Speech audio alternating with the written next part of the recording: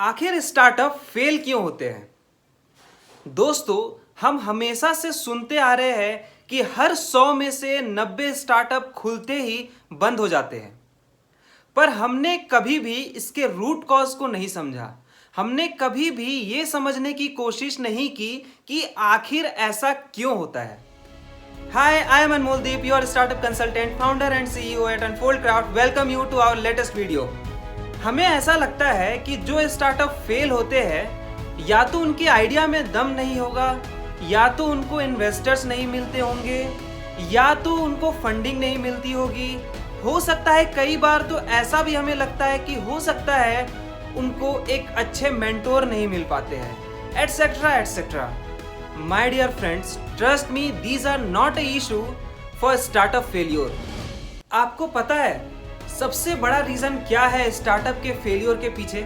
मैं मानता हूं कि सिर्फ और सिर्फ 3 ऐसे रीजंस है जिसके वजह से आपका स्टार्टअप फेल होता है। Number 1, lack of self confidence.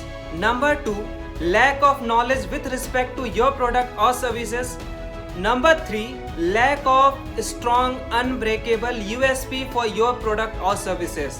USP से मेरा मतलब है unique selling point. Unique selling point क्या होता है और हम इसे कैसे बिल्ड करते हैं, ये हम फ्यूचर की वीडियोस में इस टॉपिक पे डिस्कस करेंगे। बट अभी के लिए आप जान जाइए कि आपके बिजनेस के लिए जितना स्ट्रॉन्ग USP होगा उतना ही स्ट्रॉन्ग आपका बिजनेस मॉडल होगा।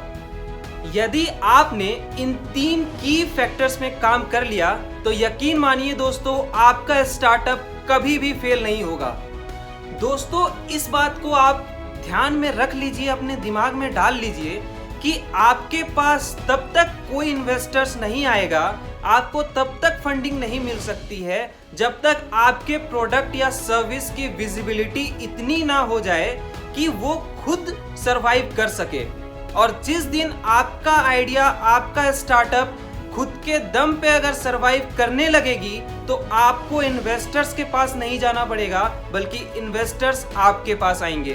दोस्तों, जहां तक मैंने देखा है, जितना मैं मिलते रहता हूं एंटरप्रेन्योर से, स्टार्टअप ओनर से, मुझे एक बात समझ नहीं आती, एज अ स्टार्टअप हम क्यों टेक्निकल टर्म्स पे फंसे रहते हैं कि हमें इन्वेस्टमेंट चाहिए, हमें फंडिंग चाहिए, हमारा बहुत बड़ा ऑफिस होना चाहिए, बिना ऑफिस स्पेस के हम काम नहीं कर सकते।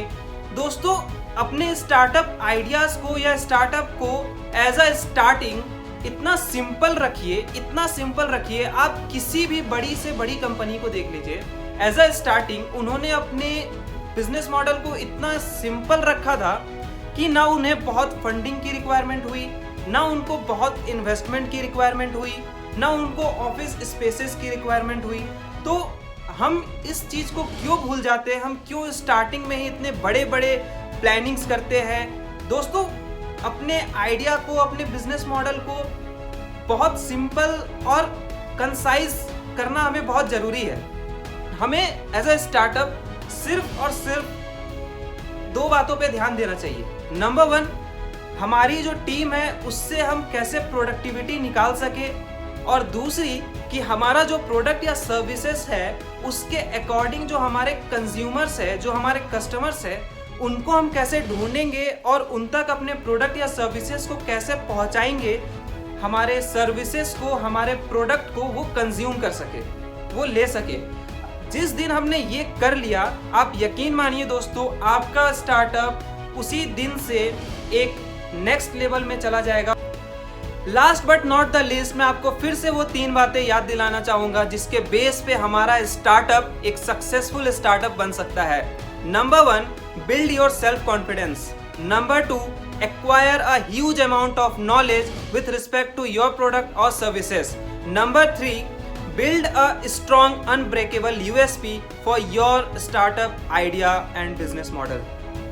दोस्तों, अगर आपको एक सक्सेसफुल स्टार्टअप की पाइपलाइन को समझनी है, यदि आप चाहते हैं कि आप एक सक्सेसफुल स्टार्टअप करें और आपको ये समझ में नहीं आ रहा है कि मैं कहां से शुरू करूं और किस तरीके से एक सक्सेसफुल और सेफ बिजनेस मॉडल तैयार करूं, तो आप मेरे से डायरेक्टली बात कर सकते हैं। कॉन्टैक्ट नंबर आपको स्क्रीन में दिख रही होगी, आप मेरे से बात करिए।